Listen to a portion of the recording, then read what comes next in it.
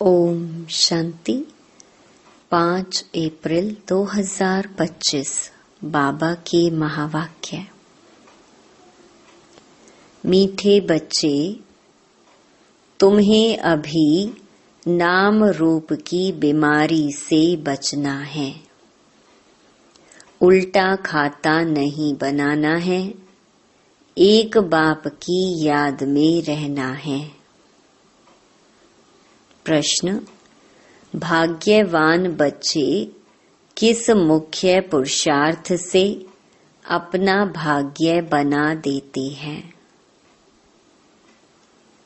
उत्तर: भाग्यवान बच्चे सबको सुख देने का पुरुषार्थ करते हैं। मनसा वाचा कर्मणा कोई को दुख नहीं देते हैं। शीतल होकर चलते हैं तो भाग्य बनता जाता है। तुम्हारी यह स्टूडेंट लाइफ है। तुम्हें अब घुटके नहीं खाने हैं। अपार खुशी में रहना है। गीत: तुम ही हो माता पिता, तुम ही हो। ओम शांति। सभी बच्चे मुरली सुनते हैं।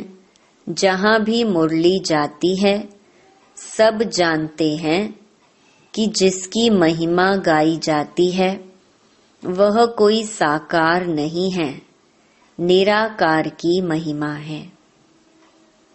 निराकार साकार द्वारा अभी सम्मुख मुरली सुना रहे हैं। ऐसे भी कहेंगे, अभी हम आत्मा उन्हें देख रहे हैं। आत्मा बहुत सूक्ष्म है, इन आँखों से देखने में नहीं आती। भक्ति मार्ग में भी जानते हैं कि हम आत्मा सूक्ष्म है, परंतु पूरा रहस्य बुद्धि में नहीं है कि आत्मा है क्या। परमात्मा को याद करते हैं, परंतु वह है क्या, यह दुनिया नहीं जानती। तुम भी नहीं जानते थे। अभी तुम बच्चों को यह निश्चय है कि यह कोई लौकिक टीचर व संबंधी भी नहीं।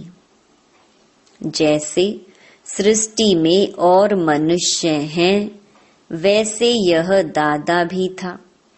तुम जब महिमा गाते थे, त्वमेव माताश्च पिता त्वमेव, तो समझते थे ऊपर में है। अभी बाप कहते हैं, मैंने इसमें प्रवेश किया है, मैं वही इसमें हूँ। आगे तो बहुत प्रेम से महिमा गाते थे, डर भी रखते थे। अभी तो वह यहाँ इस शरीर में आए हैं। जो निराकार था वह अब साकार में आ गया है। वह बैठ बच्चों को सिखलाते हैं। दुनिया नहीं जानती कि वह क्या सिखलाते हैं। वह तो गीता का भगवान श्री कृष्ण समझते हैं। कह देते हैं वह राजयोग सिखलाते हैं। अच्छा, बाकी बाप क्या करते हैं? भल गाते थे तुम मात पिता, परंतु उनसे क्या और कब मिलता है यह कुछ नहीं जानते। गीता सुनते थे तो समझते थे श्री कृष्ण द्वारा राजयोग सीखा था। फिर वह कब आकर सिखलाएंगे, वह भी ध्यान में आता होगा। इस समय यह वही महाभारत लड़ाई है, तो जरूर श्री कृष्ण का समय होगा। जरूर वही हिस्ट्री ज्योग्राफी रिपीट होनी चाहिए। दिन प्रतिदिन समझते जाएंगे, जरूर गीता का भगवान होना चाहिए। बरोबर महाभारत लड़ाई भी देखने में आती है। जरूर इस दुनिया का अंत होगा। दिखाते हैं पांडव पहाड़ पर चले गए तो उनकी बुद्धि में यह आता होगा, बरोबर विनाश तो सामने खड़ा है, अब श्री कृष्ण है कहाँ? ढूंढते रहेंगे जब तक तुमसे सुने कि गीता का भगवान श्री कृष्ण नहीं शिव है। तुम्हारी बुद्धि में तो यह बात पक्की है, यह तुम कभी भूल नहीं सकते। कोई को भी तुम समझा सकते हो गीता का भगवान श्री कृष्ण नहीं शिव है। दुनिया में तो कोई भी नहीं कहेगा सिवाय तुम बच्चों के। अब गीता का भगवान राजयोग सिखलाते थे तो जरूर इससे सिद्ध होता है नर से नारायण बनाते थे। तुम बच्चे जानते हो भगवान हमको पढ़ाते हैं, बरोबर नर से नारायण बनाते हैं। इन लक्ष्मी नारायण का स्वर्ग में राज्य था ना, अभी तो वह स्वर्ग भी नहीं है, तो नारायण भी नहीं है, देवताएं भी नहीं हैं, चित्र हैं जिससे समझते हैं यह होकर गए हैं। अभी तुम समझते हो इन्हों को कितने वर्ष हुए? तुमको पक्का मालूम है आज से 5000 वर्ष पहले इन्हों का राज्य था। अभी तो है अंत, लड़ाई भी सामने खड़ी है। जानते हो बाप हमको पढ़ा रहे हैं, सभी सेंटर्स में पढ़ते भी हैं तो पढ़ाते भी हैं। पढ़ाने की युक्ति बड़ी अच्छी है, चित्रों द्वारा समझानी अच्छी मिल सकेगी। मुख्य बात है गीता का भगवान शिव व श्री कृष्ण। फर्क तो बहुत है ना। सदगति दाता स्वर्ग की स्थापना करने वाला अथवा आदि सनातन देवी देवता धर्म की फिर से स्थापना करने वाला शिव व श्री कृष्ण। मुख्य है ही 3 बातों का फैसला। इस पर ही बाबा जोर देते हैं। बल ओपिनियन लिखकर देते हैं कि यह बहुत अच्छा है, परंतु इससे कुछ भी फायदा नहीं। तुम्हारी जो मुख्य बात है उस पर जोर देना है। तुम्हारी जीत भी है इसमें। तुम सिद्ध कर बतलाते हो भगवान एक होता है। ऐसे नहीं कि गीता सुनाने वाले भी भगवान हो गए। भगवान ने इस राजयोग द्वारा ज्ञान और देवी देवता धर्म की स्थापना की। बाबा समझाते हैं बच्चों पर माया का वार होता रहता है। अभी तक कर्मातीत अवस्था को कोई ने पाया नहीं है। पुरुषार्थ करते करते अंत में तुम एक बाबा की याद में सदैव हर्षित रहेंगे। कोई मुरझाइश नहीं आएगी। अभी तो सिर पर पापों का बोझा बहुत है, वह याद से ही उतरेगा। बाप ने पुरुषार्थ की युक्तियां बतलाई हैं, याद से ही पाप कटते हैं। बहुत बुद्धू हैं जो याद में ना रहने कारण फिर नाम रूप आदि में फंस पड़ते हैं। हर्षित मुख हो किसको ज्ञान समझाएं वह भी मुश्किल है। आज किसको समझाया, कल फिर घुटका आने से खुशी गुम हो जाती है। समझना चाहिए यह माया का वार होता है। इसीलिए पुरुषार्थ कर बाप को याद करना है। बाकी रोना पीटना व बेहाल नहीं होना है। समझना चाहिए माया पादर माना जूता मारती है, इसीलिए पुरुषार्थ कर बाप को याद करना है। बाप की याद से बहुत खुशी रहेगी। मुख से झट वाणी निकलेगी। पतित पावन बाप कहते हैं कि मुझे याद करो। मनुष्य तो एक भी नहीं जिसको रचता बाप का परिचय हो। मनुष्य होकर और बाप को ना जाने तो जानवर से भी बदतर हुआ। गीता में श्री कृष्ण का नाम डाल दिया है तो बाप को याद कैसे करें? यही बड़ी भूल है जो तुमको समझानी है। गीता का भगवान शिव बाबा है, वही वर्षा देते हैं। मुक्ति जीवन मुक्ति दाता वह है, और धर्म वालों की बुद्धि में बैठता नहीं। वह तो हिसाब किताब चुकतू कर वापिस चले जाएंगे। पिछाड़ी में थोड़ा परिचय मिला, फिर भी जाएंगे अपने धर्म में। तुमको बाप समझाते हैं तुम देवता थे, अभी फिर बाप को याद करने से तुम देवता बन जाएंगे। विकर्म विनाश हो जाएंगे। फिर भी उल्टे सुलटे धंधे कर लेते हैं। बाबा को लिखते हैं, आज हमारी अवस्था मुरझाई हुई है। बाप को याद नहीं किया। याद नहीं करेंगे तो जरूर मुरझाएंगे। यह है ही मुर्दों की दुनिया। सभी मरे पड़े हैं। तुम बाप के बने हो तो बाप का फरमान है, मुझे याद करो तो विकर्म विनाश हो जाए। यह शरीर तो पुराना तमो प्रधान है। पिछाड़ी तक कुछ ना कुछ होता रहेगा। जब तक बाप की याद में रहे, कर्मातीत अवस्था को पाए, तब तक माया हिलाती रहेगी, किसको भी छोड़ेगी नहीं। जांच करते रहना चाहिए कि माया कैसे धक्का खिलाती है। भगवान हमको पढ़ाते हैं, यह भूलना क्यों चाहिए। आत्मा कहती है, हमारा प्राणों से प्यारा वह बाप ही है। ऐसे बाप को फिर तुम क्यों भूलते हो।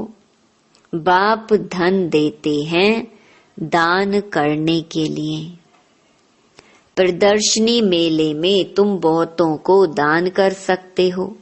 आपे ही शौक से भागना चाहिए। अभी तो बाबा को ताकीद करनी पड़ती है, उमंग दिलाना पड़ता है, जाकर समझाओ। उसमें भी अच्छा समझा हुआ चाहिए। देह अभिमानी का तीर लगेगा नहीं। तलवारें भी अनेक प्रकार की होती है ना। तुम्हारी भी योग की तलवार बड़ी तीखी चाहिए। सर्विस का उल्लास चाहिए। बहुतों का जाकर कल्याण करें। बाप को याद करने की ऐसी प्रैक्टिस हो जाए जो पिछाड़ी में सिवाय बाप के और कोई याद ना पड़े। तब ही तुम राजाई पद पाएंगे। अंतकाल जो अलफ को सिमरे और फिर नारायण को सिमरे। बाप और नारायण माना वर्षा ही याद करना है। परंतु माया कम नहीं है। कच्चे तो एकदम ढेर हो पड़ते हैं। उल्टे कर्मों का खाता तब बनता है जब किसी के नाम रूप में फंस पड़ते हैं। एक दो को प्राइवेट चिट्ठियां लिखते हैं, देहधारियों से प्रीत हो जाती है तो उल्टे कर्मों का खाता बन जाता है। बाबा के पास समाचार आते हैं, उल्टा सुल्टा काम कर, फिर कहते हैं बाबा हो गया। अरे खाता उल्टा तो हो गया ना। यह शरीर तो पलीत है, उनको तुम याद क्यों करते हो। बाप कहते हैं मुझे याद करो तो सदैव खुशी रहे। आज खुशी में है, कल फिर मुर्दे बन पड़ते हैं। जन्म जन्मांतर नाम रूप में फंसते आते हैं ना। स्वर्ग में यह बीमारी नाम रूप की होती नहीं, वहां तो मोहजीत कुटुंब होता है। जानते हैं हम आत्मा हैं, शरीर नहीं, वह है ही आत्म अभिमानी दुनिया। यहाँ है देह अभिमानी दुनिया। फिर आधा कल्प तुम देही अभिमानी बन जाते हो। अब बाप कहते हैं देह अभिमान छोड़ो। देही अभिमानी होने से बहुत मीठे शीतल हो जाएंगे। ऐसे बहुत थोड़े हैं, पुरुषार्थ कराते रहते हैं कि बाप की याद ना भूलो। बाप फरमान करते हैं मुझे याद करो, चार्ट रखो, परंतु माया चार्ट भी रखने नहीं देती है। ऐसे मीठे बाप को तो कितना याद करना चाहिए। यह तो पतियों का पति, बापों का बाप है ना। बाप को याद कर फिर दूसरों को भी आप समान बनाने का पुरुषार्थ करना है। इसमें दिलचस्पी बहुत अच्छी रखनी चाहिए। सर्विसेबल बच्चों को तो बाप नौकरी से छुड़ा देते हैं। सरकमस्टेंस देख कहेंगे अब इस धंधे में लग जाओ। एम ऑब्जेक्ट तो सामने खड़ी है। भक्ति मार्ग में भी चित्रों के आगे याद में बैठते हैं ना। तुमको तो सिर्फ आत्मा समझ परमात्मा बाप को याद करना है। विचित्र बन विचित्र बाप को याद करना है, यह मेहनत है। विश्व का मालिक बनना कोई मासी का घर नहीं है। बाप कहते हैं मैं विश्व का मालिक नहीं बनता हूँ, तुमको बनाता हूँ। कितना माथा मारना पड़ता है। सपूत बच्चों को तो आपे ही औना लगा रहेगा, छुट्टी लेकर भी सर्विस में लग जाना चाहिए। कई बच्चों को बंधन भी है, मोह भी रहता है। बाप कहते हैं तुम्हारी सब बीमारियां बाहर निकलेंगी। तुम बाप को याद करते रहो। माया तुमको हटाने की कोशिश करती है। याद ही मुख्य है। रचता और रचना के आदि मध्य अंत का ज्ञान मिला, बाकी और क्या चाहिए। भाग्यवान बच्चे सबको सुख देने का पुरुषार्थ करते हैं। मनसा वाचा कर्मणा, किसी को दुख नहीं देते हैं, शीतल होकर चलते हैं तो भाग्य बनता जाता है। अगर कोई नहीं समझते हैं तो समझा जाता इनके भाग्य में नहीं है। जिनके भाग्य में है वह अच्छी रीति सुनते हैं, अनुभव भी सुनाते हैं ना, क्या क्या करते थे। अब मालूम पड़ा है जो कुछ किया उससे दुर्गति ही हुई। सदगति को तब पाएं जब बाप को याद करें। बहुत मुश्किल कोई घंटा आधा घंटा याद करते होंगे, नहीं तो गुटखा खाते रहते हैं। बाप कहते हैं आधा कल्प गुटखा खाया, अब बाप मिला है। स्टूडेंट लाइफ है तो खुशी होनी चाहिए ना, परंतु बाप को घड़ी घड़ी भूल जाते हैं। बाप कहते हैं तुम कर्म योगी हो। वह धंधा आदि तो करना ही है, नींद भी कम करना अच्छा है। याद से कमाई होगी, खुशी भी रहेगी। याद में बैठना जरूरी है। दिन में तो फुर्सत नहीं मिलती है, इसीलिए रात को समय निकालना चाहिए। याद से बहुत खुशी रहेगी। किसको बंधन है तो कह सकते हैं हमको तो बाप से वर्षा लेना है, इसमें कोई रोक नहीं सकता। सिर्फ गवर्नमेंट को जाए समझाओ कि विनाश सामने खड़ा है। बाप कहते हैं मुझे याद करो तो विकर्म विनाश होंगे, और यह अंतिम जन्म तो पवित्र रहना है, इसलिए हम पवित्र बनते हैं। परंतु कहेंगे वह जिनको ज्ञान की मस्ती होगी। ऐसे नहीं कि यहाँ आकर फिर देहधारी को याद करते रहे। देह अभिमान में आकर लड़ना झगड़ना जैसे क्रोध का भूत हो जाता है। बाबा क्रोध करने वाले की तरफ कभी देखते भी नहीं। सर्विस करने वालों से प्यार होता है।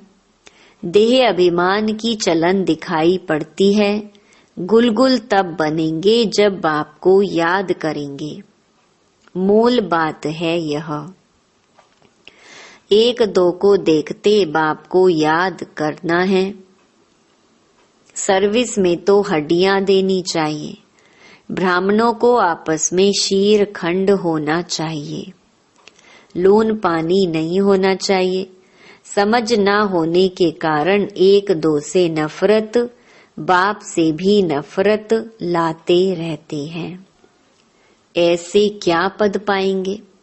तुमको साक्षात्कार होंगे, फिर उस समय स्मृति आएगी, यह हमने गफलत की। बाप फिर कह देते हैं तकदीर में नहीं है तो क्या कर सकते हैं। अच्छा, मीठे मीठे सिकी लधे बच्चों प्रति मात पिता बाप दादा का याद प्यार और गुड मॉर्निंग। रूहानी बाप की रूहानी बच्चों को नमस्ते। धारणा के लिए मुख्य सार। पहला, निर्बंधन बनने के लिए ज्ञान की मस्ती हो। देह अभिमान की चलन न हो। आपस में लोन पानी होने के संस्कार न हो। देहधारियों से प्यार है तो बंधन मुक्त हो नहीं सकते। दूसरा, कर्म योगी बनकर रहना है, याद में बैठना जरूर है। आत्म अभिमानी बन बहुत मीठा और शीतल बनने का पुरुषार्थ करना है। सर्विस में हड्डियां देनी है। वरदान, श्रीमत से मनमत और जनमत की मिलावट को समाप्त करने वाले सच्चे स्व कल्याणी भव।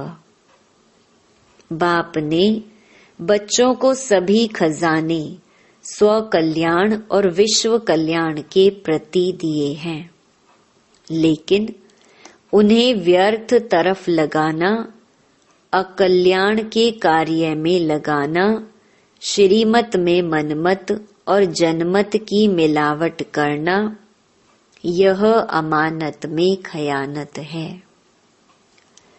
अब इस खयानत और मिलावट को समाप्त कर रूहानियत और रहम को धारण करो। अपने ऊपर और सर्व के ऊपर रहम कर स्व कल्याणी बनो। स्व को देखो, बाप को देखो, औरों को नहीं देखो। स्लोगन, सदा हर्षित वही रह सकते हैं जो कहीं भी आकर्षित नहीं होते हैं। अव्यक्त इशारे। कंबाइंड रूप की स्मृति से सदा विजयी बनो। बाबा और हम कंबाइंड हैं। करावन हार बाबा और करने के निमित्त मैं आत्मा हूँ। इसको कहते हैं असोच, अर्थात एक की याद। शुभ चिंतन में रहने वाले को कभी चिंता नहीं होती। जैसे बाप और आप कंबाइंड हो, शरीर और आत्मा कंबाइंड है। आपका भविष्य विष्णु स्वरूप कंबाइंड है। ऐसे स्व सेवा और सर्व की सेवा कंबाइंड हो, तब मेहनत कम, सफलता ज्यादा मिलेगी। अच्छा, ओम शांति।